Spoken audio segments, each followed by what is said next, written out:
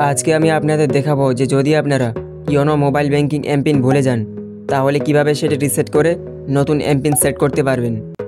তাহলে চলুন সম্পূর্ণ প্রসেস দেখে নেওয়া যাক। YONO mobile banking MPIN reset করার জন্য আপনারা সর্বপ্রথম ইওনো অ্যাপের ডেটা ক্লিয়ার করে দেবেন। ডেটা ক্লিয়ার করার জন্য ইওনো অ্যাপে লং প্রেস করে রাখবেন, তারপর অ্যাপ ইনফো এবং তারপর এখান থেকে ক্লিয়ার ডেটা করার পর ক্লিয়ার অল ডেটা করে ওকে করবেন। তাহলে ইওনো অ্যাপের ডেটা ক্লিয়ার হয়ে যাবে। ক্লিয়ার ডেটা করার পর পুনরায় ইওনো অ্যাপটি ওপেন করবেন, তারপর রেজিস্টার নাও এখানে ক্লিক করবেন।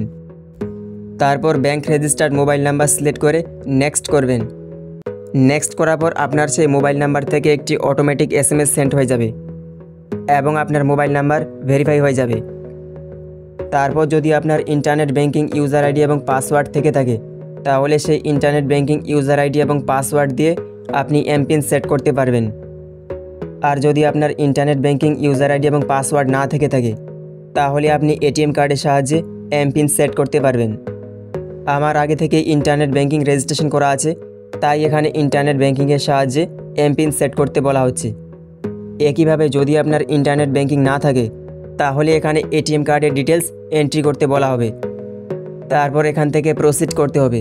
প্রসিড করার পর এখানে নেট ব্যাংকিং ইউজার আইডি এবং পাসওয়ার্ড এন্ট্রি করে সাবমিট করতে হবে।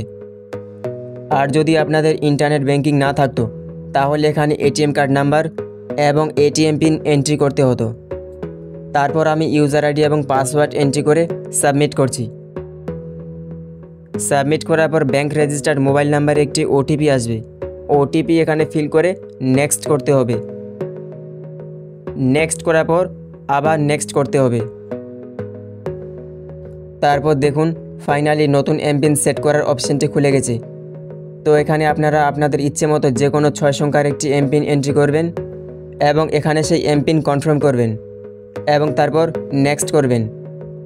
নেক্সট করার পর সাকসেসফুলি এমপিন সেট হয়ে যাবে এবং এই এমপিন দিয়ে আপনারা YONO mobile banking log in করতে পারবেন। তো এভাবে আপনারা ইওনো মোবাইল ব্যাংকিং এমপিন ভুলে গেলে পুনরায় রিসেট করতে পারবেন। তো এই ছিল আজকের ভিডিও ভালো লাগলে লাইক করুন এবং কোনো প্রশ্ন থাকলে কমেন্ট করে জানান। আর এরকম গুরুত্বপূর্ণ ভিডিওর জন্য চ্যানেলটিকে সাবস্ক্রাইব করে নোটিফিকেশন বাটন অল করে রাখুন। আর অলরেডি সাবস্ক্রাইব করে থাকলে থ্যাংক ইউ।